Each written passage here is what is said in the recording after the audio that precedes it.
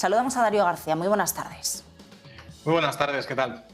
Darío, una sesión en Europa que ha ido de más a menos, podríamos decir, sobre todo una vez se han incrementado las alertas desde Reino Unido, esas nuevas restricciones a los viajes, ese nivel de alerta 4/5 y bueno, también la confirmación de la primera muerte relacionada con la variante Omicron inundaban pues de dudas el mercado británico, también los mercados europeos. A todo eso se ha añadido después una sesión de Wall Street que empezaba finalmente con descensos, unos descensos que estamos viendo incluso ampliándose cada vez más en índices como el Nasdaq.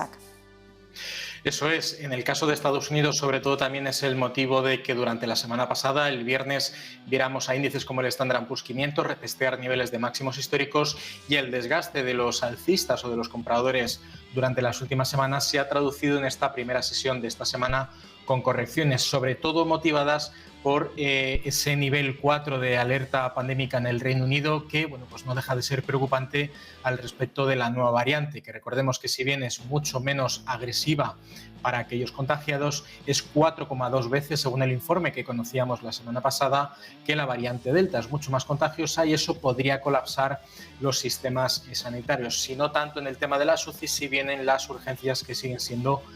fundamentales. Por otro lado, el que el Reino Unido haya barajado, o en este caso haya aplicado el nivel 4 de alerta, es preocupante sobre todo para el sector turístico, porque las Islas Británicas o la conexión de Londres con el resto del mundo es uno de los puntos de conexión aérea principales a nivel global, tanto para lo que es el norte de Europa, entre Estados Unidos, en este caso Norteamérica, y el resto de Europa, como con el resto de países asiáticos, y eso se ha trasladado lógicamente a los mercados donde el sector turístico, muy evidente en el caso del índice español del IBEX 35, pues hemos visto como las 4 compañías de representación de este sector en el selectivo son las que han liderado las caídas, que pues podríamos ver también una expectativa ligeramente prudente también por parte de los inversores a lo que conozcamos, sobre todo el miércoles, con la política monetaria de la Reserva Federal y la decisión final de tipos de interés. Si no va a haber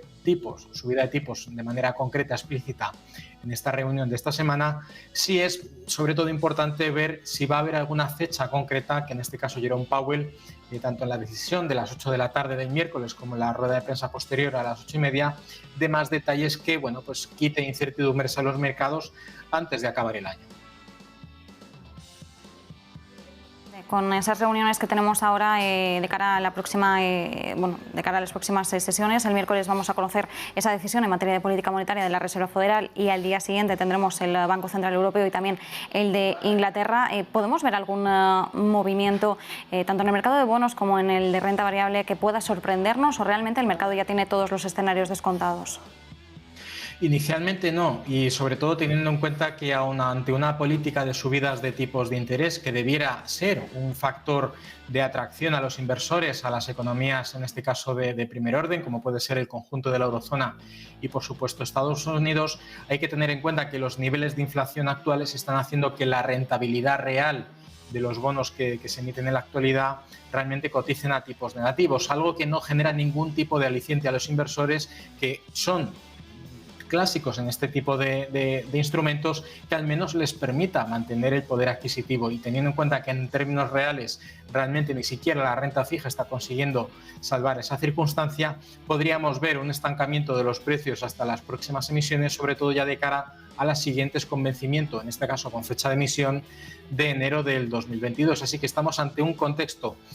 con muchísima incertidumbre, donde ni siquiera el oro y la plata, que si bien hoy están subiendo, están generando unos movimientos realmente volátiles que den muestra realmente del factor de refugio que tienen este tipo de activos. Habrá que esperar de manera efectiva a una aplicación de incremento de tipos de interés que pues realmente propicien que la inversión incluso en el oro sea atractiva. Darío, ¿qué más estrategia o qué más recomendaciones podrías dar para nuestros espectadores en una semana, como decimos, pues donde la pauta va a estar marcada por los bancos centrales? ¿Qué recomendaciones más nos hacéis desde XTB? Pues en este caso habría que buscar sobre todo sectores beneficiados ante una posible subida de tipos de interés. Entre ellos, lógicamente, son los bancos, que siempre mejoran sus márgenes cuando hay un incremento de los tipos de interés, porque eso también hace incrementar el préstamo interbancario, lo que hace incrementar, a su vez, el diferencial que se aplica, por ejemplo, en las hipotecas, y también en los sectores defensivos o en sectores utilities que aplican directamente el incremento de los precios o el incremento, no el incremento real directamente, que sería la inflación, que ya hemos visto que en términos reales no se llega a aplicar, pero sí en términos nominales, con ese incremento de los tipos de interés, los sectores energéticos podrían ser interesantes, pero para un factor o un marco temporal de medio-largo plazo. Incluso ante una posible colapso bursátil, ante una subida de tipos de interés excesivamente abrupta que haga espantar a los inversores en términos de inversión de renta variable, pudiéramos ver incluso en los exchanges, las bolsas que cotizan en los mercados, como por ejemplo el Nasdaq, por ejemplo el NYSE o por ejemplo la London Stock Exchange en Reino Unido, pues sería una gran oportunidad, porque las bolsas no dejan de ser intermediarios independientemente de la dirección que tenga el mercado. Aún así, en un contexto general, hay que buscar sobre todo protección por parte de las posiciones que ya tengamos abiertas, con una gestión del riesgo a través de los stop loss, y también aprovechar las correcciones para aquellos activos en los que no estemos invertidos, para esperar niveles de suelo técnico clave, lógicamente para comprar a los mejores precios disponibles en perspectiva de una recuperación de cara al año 2022. Si nos fijamos, Darío, en sectores clave, bueno, pues en el caso de España, por ejemplo, hoy hemos vuelto a ver cómo aquellos valores ligados al sector turístico han sido los más perjudicados, pero si ponemos el foco en uno de los más beneficiados ante los temores por la variante Omicron, que serán las farmacéuticas, hoy, por ejemplo, si poníamos la mirada en algunas de las principales, como Pfizer, Moderna o Novavax, están presentando subidas. ¿Durante cuánto tiempo más podemos seguir viendo esta dinámica, tanto al alza como a la baja, de estos dos sectores en concreto, que están tan relacionados al avance de la crisis sanitaria?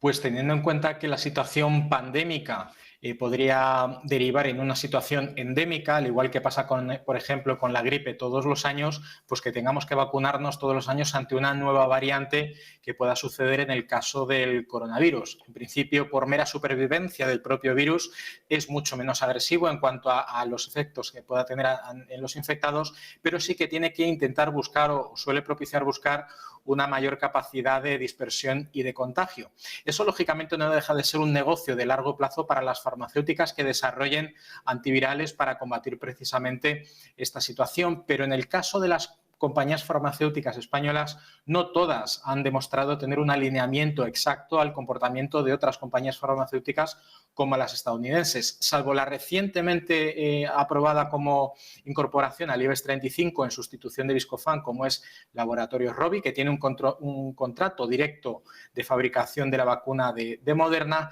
Realmente hay muchísima incertidumbre en cuanto al comportamiento de las farmacéuticas, porque dependen o bien de las licencias de sus fármacos o de sus desarrollos, o precisamente de que estén realmente vinculadas para combatir en este caso al coronavirus, como pasó por ejemplo con PharmaMar, con ese medicamento que permitía aliviar los efectos, sobre todo en edades avanzadas, de las primeras variantes. Pero ahora mismo el sector farmacéutico español depende muchísimo del alineamiento con el resto de mercados, y eso hemos visto durante este 2021 que no ha sido exactamente así. Pues Darío García, como siempre, gracias por acompañarnos. Vamos a ver qué nos da de sí esta semana con todos esos frentes abiertos. Muchísimas gracias. Buena tarde. Un placer. Buenas tardes.